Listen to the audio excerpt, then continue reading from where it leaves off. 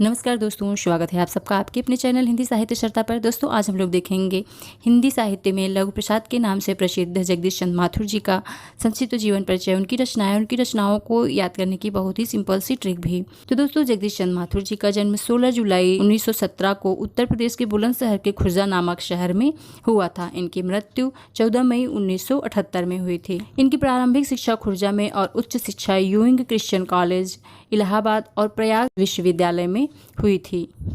माथुर जी 14-15 वर्ष की आयु से ही लेखन का कार्य करने लगे थे दोस्तों, और प्रयाग विश्वविद्यालय में एमए करने के बाद इनका सिलेक्शन इंडियन सिविल सर्विस में हो गया था। परिवर्तन और राष्ट्र निर्माण के ऐसे समय में माथुर जी आईसीएस ऑल इंडिया रेडियो के डायरेक्टर जनरल थे।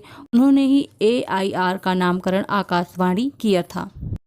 दोस्तों सुमित्रानंदन पंत से लेकर दिनकर और बालकृष्ण शर्मा नवीन जैसे दिग्गज साहित्यकारों के साथ उन्होंने हिंदी के माध्यम से सांस्कृतिक पुनर्जागरण का सूचना संचार तंत्र विकसित और स्थापित किया था।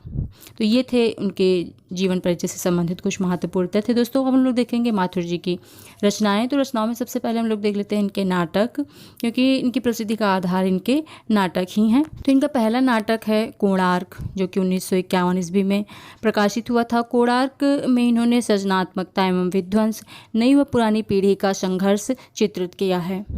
इनका दूसरा नाटक है शारदिया, यह 1959 ईस्वी में प्रकाशित हुआ। शारदिया में प्रेम व सृजनात्मकता पर प्रश्न उठाए हैं माथुर जी ने। फिर है पहला राजा, 1969 ईस्वी में प्रकाशित हुआ था। पहला राजा में इन्होंने इतिहास के माध्यम से नेहरू युग की समस्या का चित्रण किया गया है। पहला राजा से के संबंध में माथुर जी ने स्वयं कहा है कि यह नाटक ना पौराणिक है, न ऐतिहासिक है, न यथार्थवादी। यह तो एक मॉडर्न एल्गोरी, आधुनिक अन्योक्ति का मंचीय रूप है, ऐसा माथुर जी ने कहा है पहला नाटक के संबंध में। फिर इनका अगला नाटक है दोस्तों दशरथ नंदन, यह 1974 ईस्वी में प्रकाशित हुआ था। दशरथ नंदन रामचरितमानस की मुख्य कथा पर आधारित है इनका यह नाटक। फिर है रघुकुल रीत, यह 1985 ईस्वी में प्रकाशित हुआ और ये दशरथ नंदन का ही दूसरा भाग था। यह रामलीला की पद्धति पर आधारित नाटक है इनका। तो दोस्तों ये थे माथुर जी के नाटक। इनके इन नाटकों को हम लोग एक बहुत ही छोटी सी ट्रिक से याद रख सकते हैं प्रकाशन वर्ष के क्रमानुसार। तो वह ट्रिक है दोस्तों माथुर कौन सा पहला दशरथ नंद है रघुकुल का। ट्रिक है माथुर कौन सा पहला दशरथ नंद है रघुकुल का। माथुर से हम लोग इनके नाम को याद रखेंगे ताकि हमें कन्फ्यूज़न ना हो कि ये किसके नाटक हैं। तो माथुर से हम लोग जगदीश चंद्र माथुर याद रखेंगे, कौन से याद रखेंगे कोणार्क, और साथ से याद रखेंगे शारदिया। पहला से पहला राजा, दशरथ से दशरथ नंदन, है का कोई अर्थ नहीं होगा दोस्तों। रघुकुल से होगा रघुकुल रीति, का कोई अर्थ नहीं होगा। ये थी माथुर जी के नाटकों को याद करने की ट्रिक। दोस्तों अगर आप लोगों को पसंद आई है तो आप लोग हमारे इस वीडियो को लाइक और शेयर कर दीजिए, और अगर अभी तक हमारे इस चैनल को सब्सक्राइब नहीं किया है तो प्लीज़ दोस्तों इसे सब्सक्राइब कर लीजिए, क्योंकि मैं अपने इस चैनल पर आप लोगों को हमेशा ऐसे ही छोटे छोटे ट्रिक्स के साथ हिंदी साहित्य को याद करना सिखाती हूँ। चलिए देखते हैं इनके एकांकी नाटक। तो दोस्तों माथुर जी द्वारा लिखी गई प्रथम एकांकी है मेरी बांसुरी, यह 1936 ईस्वी में प्रकाशित हुई थी। फिर है भोर का तारा, यह 1946 ईस्वी में प्रकाशित हुई थी। यह एक एकांकी नाटकों का संकलन है दोस्तों, जिसमें 5 एकांकियों का संकलन किया गया है। ओ मेरे सपने, यह 1950 ईस्वी में प्रकाशित हुई इनकी एकांकी। फिर है कलिंग विजय, फिर है रीढ़ की हड्डी, मकड़ी का जाला, खंडहर, खिड़की राह, घोंसले, कबूतर खाना, भाषण, बंदी। यह इनकी सभी एकांकी नाटक हैं दोस्तों। जगदीश चंद्र माथुर प्रगतिवादी उपन्यासकार हैं। इनके उपन्यासों में सबसे पहले आता है यादों का पहाड़, जो कि 1966 ईस्वी में प्रकाशित हुआ था।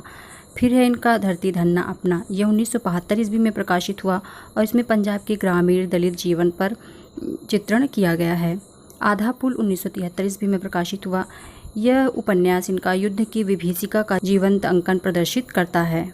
कभी न छोड़े खेत 1976 ईस्वी में प्रकाशित हुआ और यह उपन्यास सामंती जाटों की कहानी पर आधारित है। मुट्ठी भर कांकर 1976 ईस्वी में यह भी प्रकाशित हुआ और यह उपन्यास पंजाबी शरणार्थियों के दुख और संघर्ष की कहानी को दिखाता है।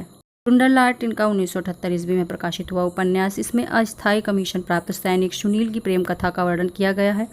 घास गोदाम, जो कि 1985 ईस्वी में प्रकाशित हुआ था, इसमें दिल्ली के आसपास के किसानों की बर्बादी की कहानी को दिखाया गया है।